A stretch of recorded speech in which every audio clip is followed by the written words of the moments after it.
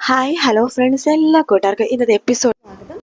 അങ്ങനെ നമ്മുടെ ഇഷിതയാണെങ്കിൽ ആകെ ടെൻഷനായിട്ട് ആദ്യം തന്നെ നോക്കിക്കൊണ്ടിരിക്കുക കേട്ടോ. ന്യൂറോളജിസ്റ്റ് പറയുന്നുണ്ട്, ഡോക്ടർ ഇഷിത ഡോക്ടർ വിഷമിക്കൊന്നും വേണ്ട, കുട്ടിക്ക് കുഴപ്പമൊന്നും ഉണ്ടാവില്ലാതിരിക്കാൻ നമുക്ക് പ്രാർത്ഥിക്കാം. നാളെ രാവിലെ ആയാൽ മാത്രമേ എന്തെങ്കിലും പറയാൻ പറ്റുള്ളൂ. മാത്രമല്ല കുട്ടിയുടെ അച്ഛനും അമ്മയും ഇതുവരെ വിവരം അറിഞ്ഞിട്ടില്ല.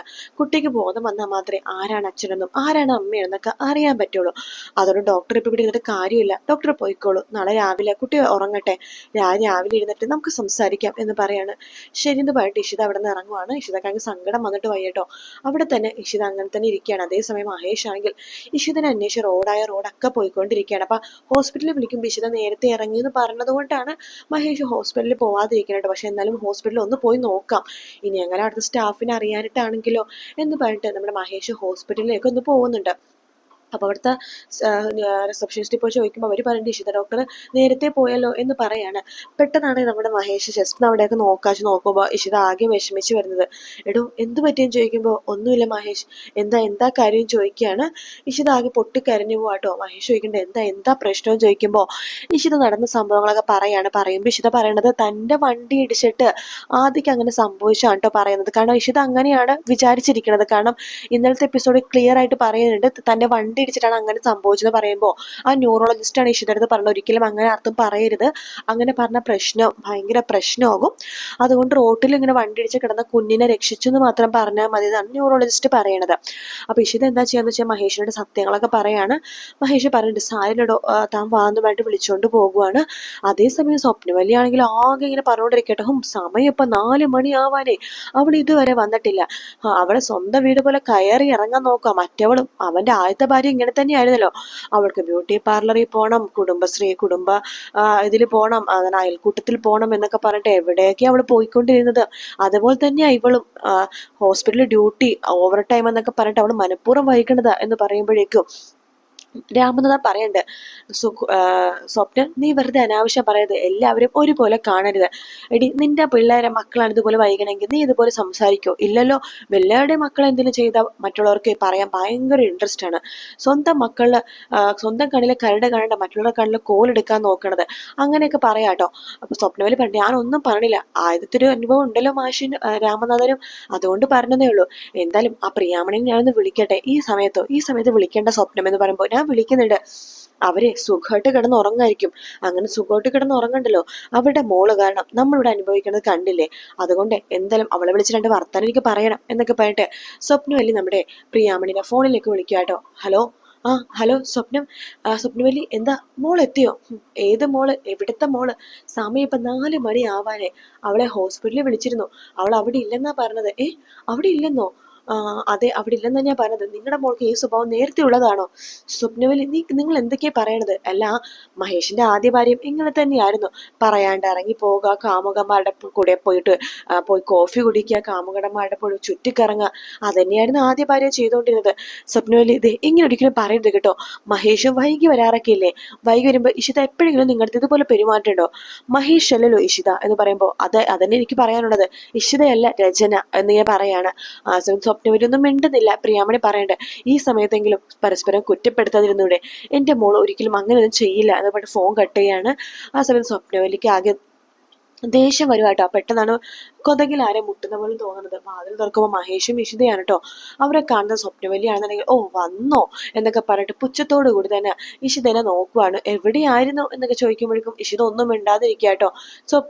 രാമനാഥൻ ചോദിക്കണ്ടേ, എന്തു പറ്റി മോളെ? ഹോസ്പിറ്റലിൽ എന്തെങ്കിലും എമർജൻസി കേസ് വന്നോ? എന്തു പറ്റി? ആർക്കെങ്കിലും എന്തെങ്കിലും അപകടം പറ്റുമോ? അതാണ് മോള് വിഷമിക്കണത്. മോള് ചികിത്സിച്ചുകൊണ്ടിരുന്ന ആർക്കെങ്കിലും എന്തെങ്കിലും അപകടം പറ്റുമോ എന്ന് ചോദിക്കുമ്പോൾ അത് അച്ഛ എന്നൊക്കെ പറഞ്ഞിട്ട് കരയുവാട്ടോ.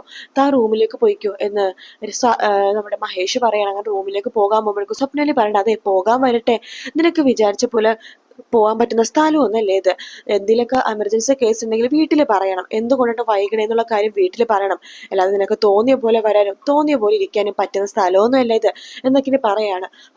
എന്നൊക്കെ പറയുമ്പോഴേക്കും ഇഷിതക്ക് ആകെ ദേഷ്യം വന്നിരിക്കുകയായിരിക്കും കേട്ടോ. ഇഷിത പറയണ്ട, അതെ നിങ്ങളുടെ സ്വഭാവമല്ല എനിക്ക്, നിങ്ങൾ പല കാര്യങ്ങളും മറച്ചു വെച്ചിട്ട് ഉള്ളിൽ കൂടെ നടക്കുന്ന സ്വഭാവമല്ലേ നിങ്ങൾക്ക് എല്ലാവർക്കും, പക്ഷെ എനിക്കും എൻ്റെ വീട്ടുകാർക്കും അങ്ങനെയല്ല.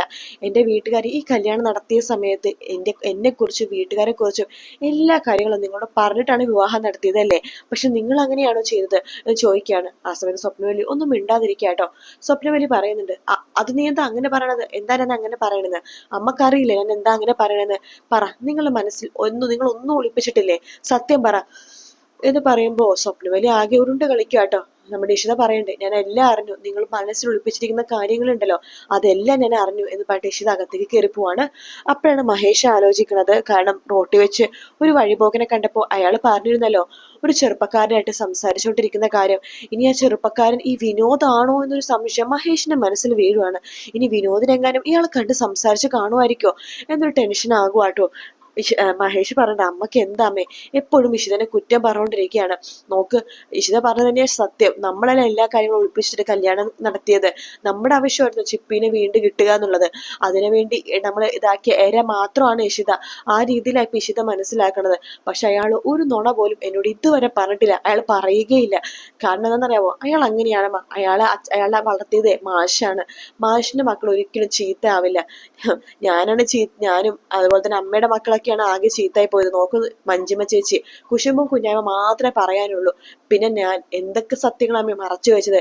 പിന്നെ വിനോദ് ചെറുപ്പത്തില് നാട് വിട്ടുപോയി. സത്യം പറഞ്ഞാല് അമ്മയാണ് അവളെന്തോ ചോദിച്ച ചൂളി നിൽക്കേണ്ടത് എന്നൊക്കെ പറഞ്ഞിട്ട് മഹേഷ് അകത്തേക്ക് കയറി പോവാണ്. സ്വപ്നയുടെ അടുത്ത് രാമനാഥൻ പറയുന്നുണ്ട്, സ്വപ്നം നോക്ക്, ഒരു പാവം പെൺകുട്ടിയാണ് യശിത. അവള് താൻ വന്നപ്പോ തൊട്ട് അവൾ എന്തുമാത്രം ദ്രോഹമാണ് താൻ ചെയ്യണത്. ഒരു ഗ്ലാസ് വെള്ളം കൊടുക്കാൻ പോലും തനിക്ക് മടിയാണ്. പക്ഷെ തന്റെ ഒരു കാര്യം പറയാം, തന്റെ അവസാന കാലത്തിലുണ്ടല്ലോ ഇഷിത മാത്രമേ തന്റെ കൂടെ ഉണ്ടാവുള്ളൂ, അതെനിക്ക് ഉറപ്പാണ്. അപ്പോൾ തന്നെ ഇഷിതയുടെ വില അറിയുള്ളൂ. അല്ലാതെ തന്റെ മകൾ മഞ്ജുവെന്ന് തന്റെ കൂടെ ഉണ്ടാവില്ല.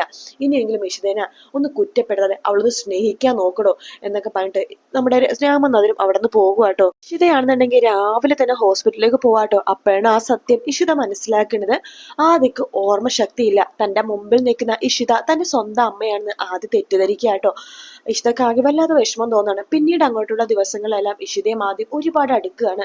ഇഷിത ആദിനെയും കൂട്ടിക്കൊണ്ട് ഫ്ലാറ്റിലേക്കൊക്കെ വരുന്നുണ്ട് കേട്ടോ, ആദിനെ കാണിക്കാനായിട്ട്. ആദ്യമാണെങ്കിൽ ഇഷിതനെ അമ്മ അമ്മ എന്നാണ് വിളിക്കണത്.